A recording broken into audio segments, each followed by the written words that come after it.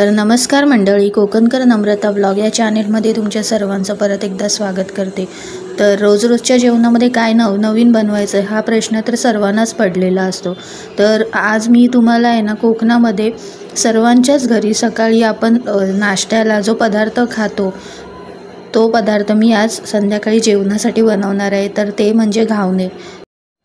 तर घावणे बनवण्यासाठी आहे ना, मी सकाळी 2 वाट्या तांदूळ भिजायला ठेवलेले। ते तांदूळ आहे ना, संध्याकाळी मी मिक्सरला एकदम बारीक आहे ना पेस्ट करून घेतली। एकदम बारीक पेस्ट करायची, जेणेकरून आहे ना घावणे आपल्याला आहे ना दाताखाली तांदूळ असे हे लागणार नाही तांदळाचं। तर त्यामुळे ना ते मिक्सरला एकदम बारीक वाटून घेतले। तर घावणे हा पदार्थ आहे ना, कोकणामध्ये सर्वांच्याच घरी सकाळी आहे ना नाश्त्याला असतो, सर्वांच्याच घरी असतो, कारण हा सोपा आणि एकदम लवकर होणारा पदार्थ आहे। तसंच हा पदार्थ आहे ना खाण्यासाठी खूप छान लागतो। तर त्यामुळे आहे ना विचार केला की आज आपण आहे ना हा पदार्थ बनवूया। तर मी आज घावणे बनवणार आहे जेवणासाठी, तसंच काजूची भाजी बनवणार आहे। तुम्ही माझ्या मागच्या व्लॉगमध्ये बघितलंच असेल की मी मामाच्या गावी गेलेली माझ्या आरवलीला, तर तिकडून आहे ना येताना मी काजू घेऊन आलेली। तर आता आपण आहे ना काजूची भाजी कशी बनायची ते सुद्धा या व्हिडिओमध्ये बघणार आहे।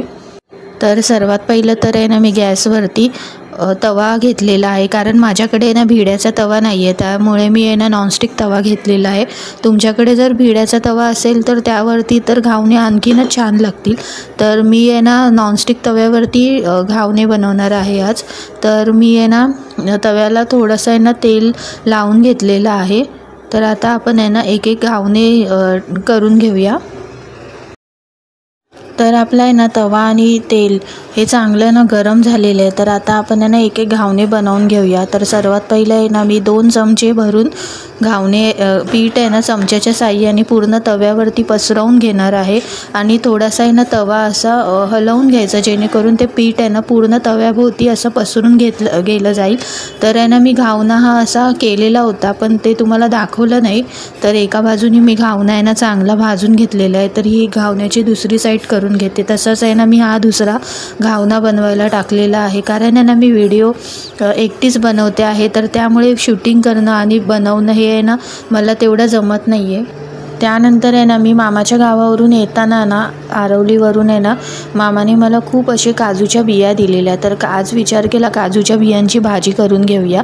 तर हे आहे ना काजू आपण 10 ते 15 मिनटासाठी आहे ना पाण्यामध्ये सर्वात पहिलं आहे ना चांगले शिजवून घेऊया। तर मी गॅसवरती टोप ठेवलेला आहे, टोपामध्ये आहे ना पाणी टाकून घेतलेलं आहे अर्धा टोप, आणि त्यामध्ये आहे ना काजू शिजायला ठेवलेले आहेत। तर बघू शकता तुम्ही काजू आपले आहे ना चांगले शिजत आहेत एका बाजूला। आता दुसऱ्या साईडला आहे ना मी त्या घावणी बनवून घेते। 10 ते 15 मिनटासाठी आहे ना चांगली उकळी काढून घ्यायची। तर अशा प्रकारे आहेत ना आपले घावणे बनवून झालेले आहेत, आणि एका बाजूला आहे ना आपले काजूसुद्धा आहे ना चांगले शिजलेले आहेत। तर आता आपण आहे ना हे काजू आहे ना या काजूवरती जी साल आहे ना ती साल काढून घेऊया। अशा मी सर्व काजूवरची साल आहे ना काढून घेते। तर बघू शकता तुम्ही मी सर्व काजूंवरची साल आहे ना काढून घेतलेली आहेत। तर आता आपण आहे ना भाजी करायला सुरुवात करूया। तर सर्वात पहिलं आहे ना मी काजूची भाजी बनवण्यासाठी आहे ना हे असं वाटण आहे ना मी करून घेतलेलं आहे। हे वाटण आहे ना मी 2 दिवसासाठी बनवूनच ठेवते। या वाटणामध्ये आलं, लसूण, कांदा, ओलं खोबरं, त्यानंतर कोथिंबीर आणि धने आणि बडीशेप हे आपण आहे ना तव्यावरती चांगलं भाजून घ्यायचं, आणि हे वाटण वाटताना ना ह्याच्यामध्ये थोडा पण पाण्याचा वापर करायचा नाही। तर अशा प्रकारे हे वाटण आहे ना मी बनवून घेते, आणि 2 दिवस तरी हे वाटण माझं चालतं, कारण रोज सकाळी लवकर उठून वाटण बनवून तेवढं शक्य होत नाही। तर एका बाजूला आहे ना गॅसवरती मी टोप ठेवलेला आहे। आता आपण आहे ना या टोपामध्येच भाजी करून घेऊया।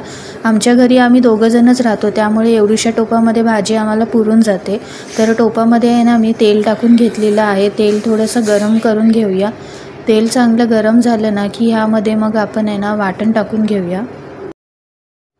तर यामध्ये आता आपण आहे ना वाटण टाकून घेऊया। मी या भाजीमध्ये ना जास्त मसाल्याचा वापर करणार नाही आहे, कारण गावाला जेव्हा मी गेली ना आणि गावी जेव्हा माझी मामी जेवण बनवत होती तेव्हा मी तिचं जेवण बनवण्याची पद्धत बघितली। मी ती आहे ना जेवणामध्ये कुठल्याही प्रकारचे म्हणजे एवढे जास्त मसाल्यांचा वापर नाही करायची, तरीसुद्धा त्या जेवणाला एवढी चव येत होती ना की सांगू नाही शकत तुम्हाला। तर मी सुद्धा हाच विचार केला की जेवणामध्ये ना आता जेवढा कमीत कमी मसाल्याचा वापर करता येईल ना तेवढा मसाल्यांचा कमी वापर करायचा, जेणेकरून आपल्याला पोटामध्ये सुद्धा जास्त त्रास होणार नाही जास्त मसालेदार खाल्ल्यामुळे। तसंच याच्यामध्ये आहे ना मी 1 चमचा भरून आहे ना मालवणी मसाला टाकून घेतला। आता आपण आहे ना हे वाटण आहे ना चांगलं तेलामध्ये भाजून घेऊया। वाटण तेलामध्ये भाजून झाल्यानंतर आपण त्याच्यामध्ये आहे ना काजू टाकून घेऊया आणि वाटण आणि काजू हे चांगल्या प्रकारे ना आपण मिक्स करून घेऊया। त्यानंतर आहे ना मी हे एकदम आहे ना थोडंसं रश्श्याचंच ठेवणार आहे कालवण।